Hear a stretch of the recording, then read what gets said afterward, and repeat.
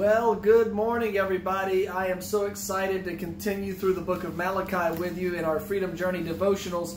And we're in chapter 2 this morning. I've been kind of summarizing the chapters. That way we don't have to spend a lot of time, reading through one verse after another. And I want to just encourage you to take Malachi chapter 2 today and maybe read through it. That way you can take the summary of what I'm giving you and really see it unpacked in your personal study of the Word. But in Malachi chapter 2, we essentially find God saying, listen, if you want to draw near to me, make sure you begin by dealing with relationships properly.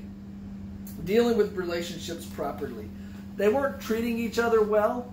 Husbands weren't treating their wives well. And also people were marrying wives that they shouldn't be. And people were treating each other in a way that wasn't godly. And so God says, listen, you're calling out to me. You're wanting me to bless you.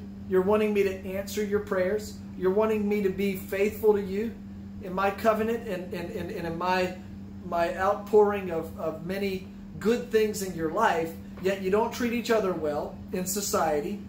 You're going off and marrying people who don't believe in me. And then those of you who are married, you're divorcing your wives at the drop of a hat. And so it's important not to get bogged down in the weeds on this passage, because this passage isn't just about relationships with one another, marrying the wrong people and divorcing people for, little things, or divorcing people at the drop of a hat. It's this idea that if we want God to begin to really move powerfully in our life, we've got to begin to honor Him in the realm of relationship. This is a key. If we don't learn how to treat other human beings with love, respect, honor, and loyalty, then we've missed the entire point of having a relationship with God. And in order to enjoy everything that God has for our destiny, we have to begin to look at what's right in front of us and the people that are right around us.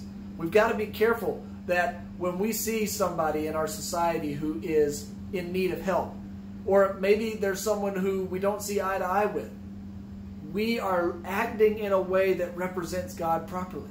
That we're letting God grow us in the way that we love our neighbor as ourselves.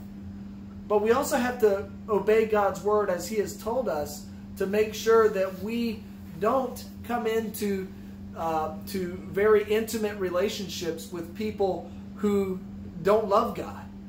We're meant to be a source of God's love to people who don't know Him. But we're not supposed to be getting married to people who don't believe. And that's just a very simple principle. It may be controversial in the age that we're living in.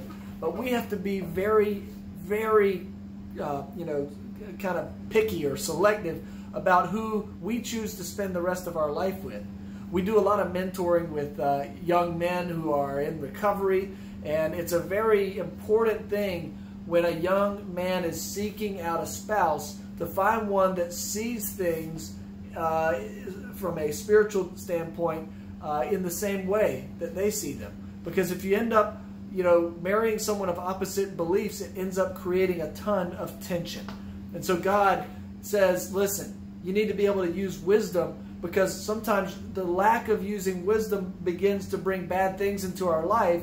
And then we go to God and we say, God, why aren't you blessing me? And that's the whole point of Malachi chapter 2. He's like, how am I supposed to bless you when you won't obey me?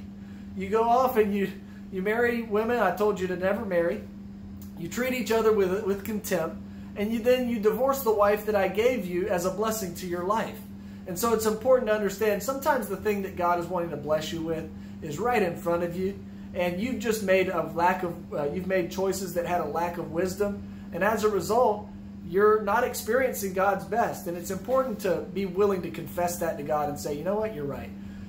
You've been trying to bless me all along and I haven't been listening. Is that you this morning?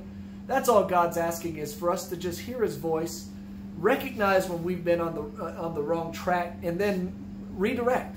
And so I'm encouraging you this morning, as you read through Malachi chapter 2 in your personal time, that you'll just get real and honest with God and say, you know what, you're right.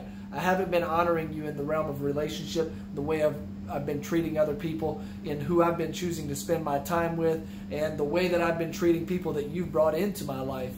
And so I just encourage you to keep that in mind and just realize God is a God of restoration. And He is a God that wants to pour out His best into our life. But we've got to be able to position ourselves into a place of obedience. God bless. I look forward to tuning back in with you next week with some more devotionals from the book of Malachi. God bless.